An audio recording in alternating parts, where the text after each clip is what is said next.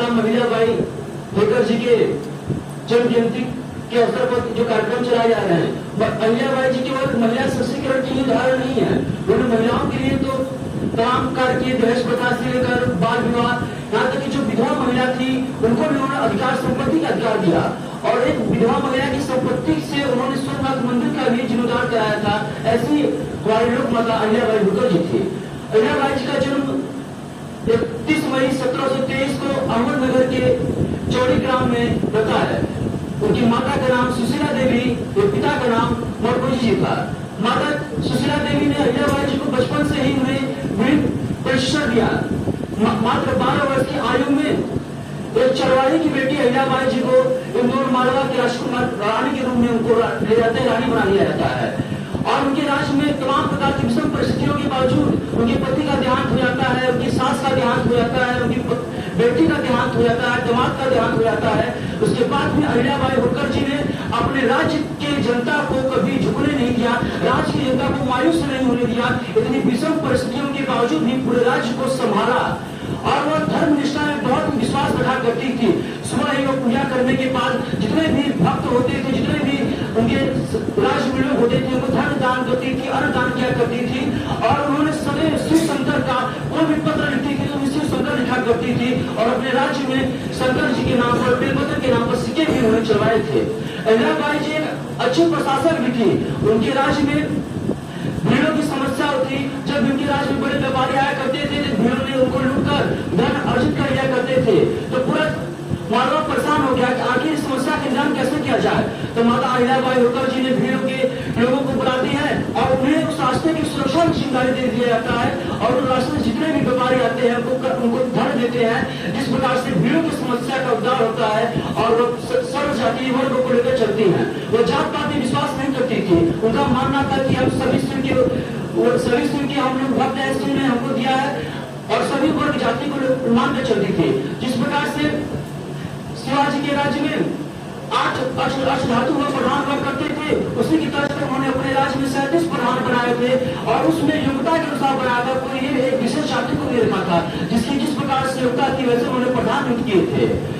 पहले समय में डाक की सूचना संदेश बहुत कम हुआ करते थे, कोई व्यवस्था चलती थी। लेकिन अहिल्याबाई होलकर जी ने अपना डाक व्यवस्था को नया आयाम दिया। 10 कोस के दूर पर एक डाकिया का संचार किया। और वैसे डाक संदेश प्रकार जो ब्राह्मण हो, जो पढ़े लिखे शिक्षित हो, जिस पर अंग्रेज शक नहीं कर सके, शत्रु शक नहीं कर सके, जिस सूचना का आदान प्रदान अच्छे तरीके से हो, ऐसे उन्होंने संदेश का भी उन्होंने किया था। अहिल्याबाई होलकर जी ने आर्थिक राजनीति पर भी विशेष जोर दिया था। उन्होंने अपने राज्य में उनका जो मालवा क्षेत्र पड़ता है भारत के मध्य पड़ता है, इसका उन्होंने भौगोलिक दृष्टि से इसका फायदा देखते हुए पूरे मालवा में व्यापार को बड़ा आयाम दिया था। कृषि क्षेत्र को उन्होंने बढ़ावा दिया, नए नए प्रकार व्यापार के उद्योग को उन्होंने बढ़ावा दिया। जिस प्रकार से मालवा की जो ग्रामीण चीज है वो वहाँ पर बढ़ोतरी हुआ। उन्होंने जो व्यक्ति कृषि करना चाहता था, जिसके पास भूमि नहीं था, जो गरीब था, उसको 9.11 के रेशियो से भूमि भी अहिल्याबाई होलकर जी ने प्रदान किया। जिस किसान को नुकसान हो जाता था उस किसानों को उन्होंने मुआवजा के तौर पर दिया। बताता है कि हमारी संस्कृति, हमारी व्यवस्थाएं पहले समय से ही कितनी विश्व गुरु भारत को इसलिए कहा जाता था कि हमारी व्यवस्थाएं बहुत डेवलप थी। अहिल्याबाई होलकर जी ने इस पर बहुत काम किया था। उन्होंने जितने भी कम से कम 100 से अधिक मंदिरों का जोड़ार कराया था। काशी विश्वनाथ से लेकर रामेश्वरम तक जितने भी मंदिर थे उसके आसपास की परिक्रमा क्षेत्र घाटों को बनवाया। मंदिरों के निर्माण के साथ साथ वहाँ पर रोजगार का सृजन भी कराया था।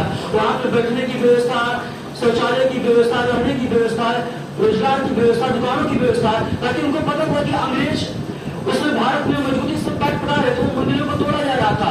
तो उन्होंने देखा कि अगर मंदिरों के आसपास रोजगार सृजन नहीं किया जाएगा, लोग अगर नहीं बसेंगे तो संपत्तियों को नुकसान कर दिया जाएगा। इसीलिए उन्होंने मंदिरों के आसपास रोजगार का भी सृजन अहिल्याबाई होलकर जी ने किया था।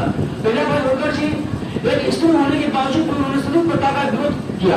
इसके साथ ही उन्होंने दहेज प्रथा का उन्होंने विरोध किया, बाल विवाह का उन्होंने विरोध किया।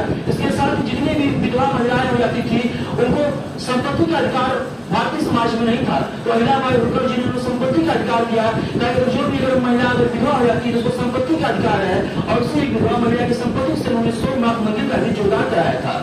अहिल्याबाई होलकर जी ने सदैव कहा करते थे कि हम सब जो पीएसयू के हैं उन्होंने अपने राज्य में कभी भी उच्च नीच का भेदभाव नहीं रखा। उनके माल में 300 से अधिक कर्मचारी थे, लेकिन वो कभी गद्दी पर नहीं बैठा करती थी। 300 कर्मचारी एक साथ महल में खाना खाते थे, वो नीचे बैठा करती थी और सुबह कहती थी हम लोगों ने सिर्फ हमको भेजा है केवल आहार उत्तरदायी करने के लिए भेजा है। अगर हमारे राज्य में कोई भी गलती होती है, हमारे राज्य की प्रजा अगर कोई समस्या होता है तो हमें सिर्फ उत्तरदायी होना पड़ेगा।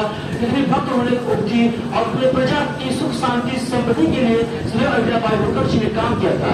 आज उनके विचार कहीं न कहीं हमारी संस्कृति में दब गए थे, लेकिन वर्तमान समय में अपने उनके विचारों को हमें जानने की आवश्यकता है। अगर भारत को विकसित बनना है, अगर भारत को विश्व गुरु बनना है तो उसमें माता अहिल्याबाई होलकर जी के विचार हमें अगली भूमिका में आगे ले जाएंगे।